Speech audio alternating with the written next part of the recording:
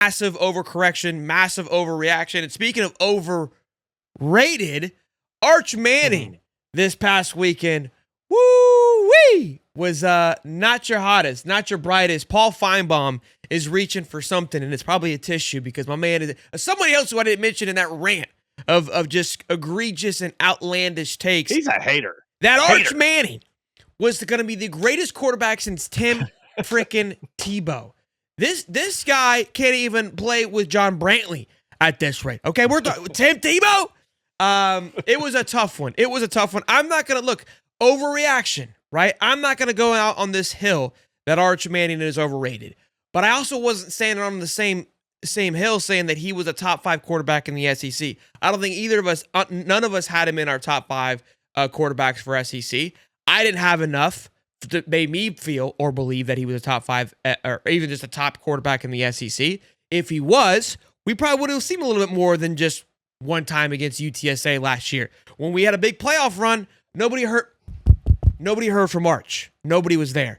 The game went exactly as we talked, as we discussed in multiple breakdowns for this game. It was a rock fight. There was no question that it was going to be that. Their strengths were for both teams were their defenses. I picked Texas because I thought the junior quarterback and Arch Manning that's been growing, that was once a perfect rated quarterback, would have a more successful game 1 than Julian Sayin. I thought that Sark would have a better game plan to be able to overcome some of these things that Matt Patricia and Ryan Day would throw at him. I was wrong. Maybe they did have a plan. Maybe they did. Maybe Arch just wasn't what we all expected, and maybe even what Sark expected him to be as well either. Look, Matt Patricia threw some nasty things at him. I know that Cody's going to get all rant and raving about this because ESPN put this whole spiel that it wasn't Arch's fault. Bull crap, I agree with you. You're going into your 3rd year, kid. You got to be, you're supposed to be a first-round draft pick. That was what everybody had you projected as. If you can't handle a Matt Patricia defense that got ran out of town, the guy was great 10 years ago, then you're going to have some issues. As for Ohio State, this team, in my opinion, we'll wait for Ohio State. No, we'll go about Ohio State. We'll kind of go back and forth here. Looks good. Very similar to 2 years ago. They lost this aura they had from last year with that Chip Kelly offense where they were more explosive. Jeremiah Smith was very quiet. I will say that. It felt very similar to the old Ohio State, which is fine. They win football games, but will they be as dominant as they were last year? No, but that was an incredible team. They can take a step back and still be very effective, and more than likely we will see Ohio State in the playoffs. But I don't think Julian Sayin was truly tested either, even with that Texas defense. Cody's just ready to eat the microphone. We got to let this guy go first. Yeah, I even see some apologists in the chat. I can't do it. I can't. You're supposed to be football Jesus. You are supposed to be the Messiah. You are supposed to be perfect. And I think the old ball coach hit it on the head last year. If Arch Manning's so good, why is Quinn Ewers playing?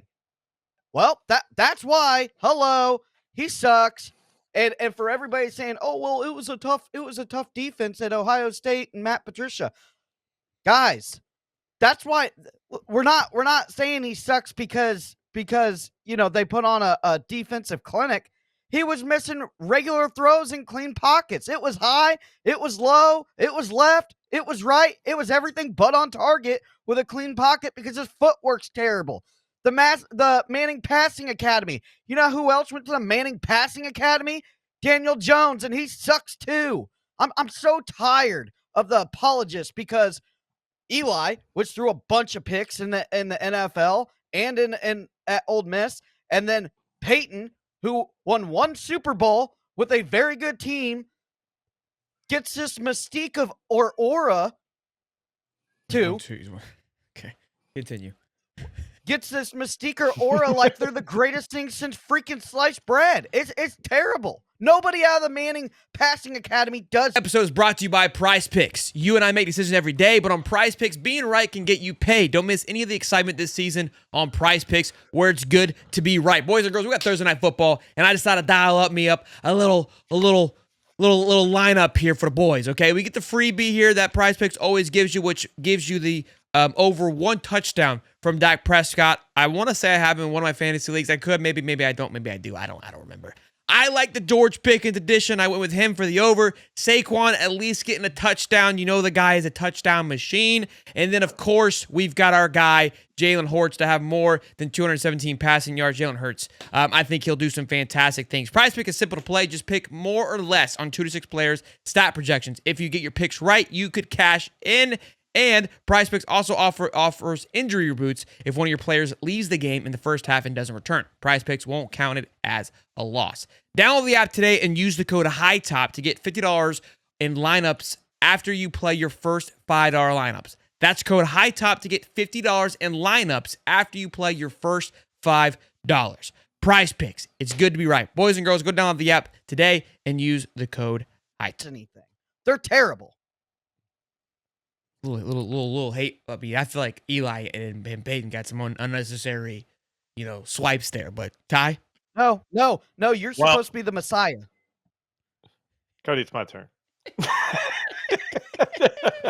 Listen, I got the black Texas hat on, and it was for a reason. Because there was a black cloud over his head all day long. I'm not ready to call him overrated, but man, did he miss some easy ones. Like you said, Cody, he was in the pocket. He didn't have good footwork. He missed a lot of easy throws. Down that stretch when it made it 14-7, they got the ball, and it was like 3rd and 5, and he has Wingo running right across wide open across the middle. Instead of making an easy throw, he tries to throw a sidearm throw through an easy window. I didn't understand it. He threw it way behind him. It was an incomplete ball, and he was doing it all day. It wasn't the Matt Patricia defense that was making him look bad. Both defenses are good. It was the easy throws for me where he was throwing dirt balls and throwing it over the head of people and just missing behind receivers. They couldn't catch and run with the football. It's a lot of the easy stuff for me that bothered me. And I'm going to tell you, if he don't figure it out, it might be bust potential. I don't think he has the same heart as his uncles. I just don't see it. I wasn't impressed by either team. I knew it would be a defensive battle, but it's both their first starts in a true situation, like top 5 teams. But I'm not convinced. I need to see it because he didn't look it. He just did not look the part. I got a lot of flack from Texas fans. They were in my comments saying I can't wait to go back and comment on those things. I am beyond ecstatic to chirp them a little bit because when we made our video talking about this Texas team, we were going off of inside information from camps, their concerns. What the concerns were running back room and offensive line, which, again, very young. And that was, I think, an issue for Texas on Saturday as well, too. I look, in the same breath that Arch was making bad throws, I felt like he was pressured a lot. Happy feet came into play. You're going up against a top-tier defense in Ohio State. We talked about this defense. We knew they were going to be fantastic. Even with the departure to the NFL, they continue to reload and revamp, and we expected that to be there. I think they did do a great job by going out and getting Matt Patricia so they don't take a massive step back in that defensive scheme for him. Offensively, though, I still got questions. I think if Texas was unable to really do anything offensively to force Ohio State to have to do anything. So I won't make a full prediction on how I think Ohio State can run it because they didn't have to do too much with Julian Saint in that offense. But Jeremiah Smith was much more quieter than I thought he would be. Again, I want to say this too, an expectation for a lot of these quarterbacks, right, is part of, it's not necessarily their fault. It's everyone else. It's us included because we hype up these kids, and a lot of them are first, second-year dudes, and we talk as if they're third and fourth-year dudes. Garrett Nussmeier's in his 5th year. Cade Klubnik's in his 5th year. Thomas Castellanos in his 5th year. Look at the quarterbacks that had great games or just looked the sharpest. Carson Beck is in his 5th year. That looked the sharpest and the smoothest this past Saturday. They're the oldest cats on the football field for good reason.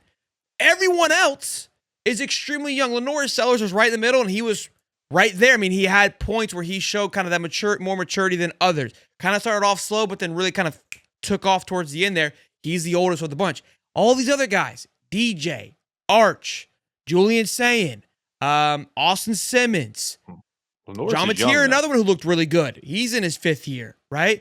There's just these massive gaps, and we have such high expectations for these kids. I've been saying this forever. We force these quarterbacks too quickly out of this league because if they're not good in year 1 or year 1.5, it's like they're a bust. They suck. Arch should be much better than what he is. Let's not get it twisted. My reason for that rant is that there's a lot of teams that probably didn't look as sharp or as in tune as we all expected them to be but all of them have one key component, and it's a very young quarterback. That's going to take some time.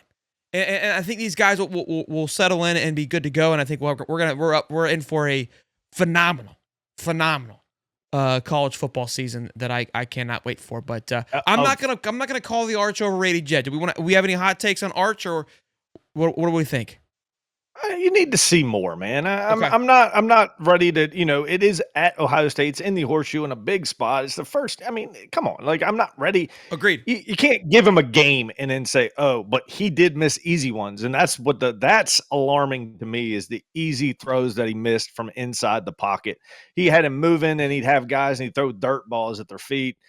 Honestly, the best young quarterback to me was Lenore Sellers. He started off struggling, but he found it deep. And man, he hit Nick Harbor on a dot down the seam.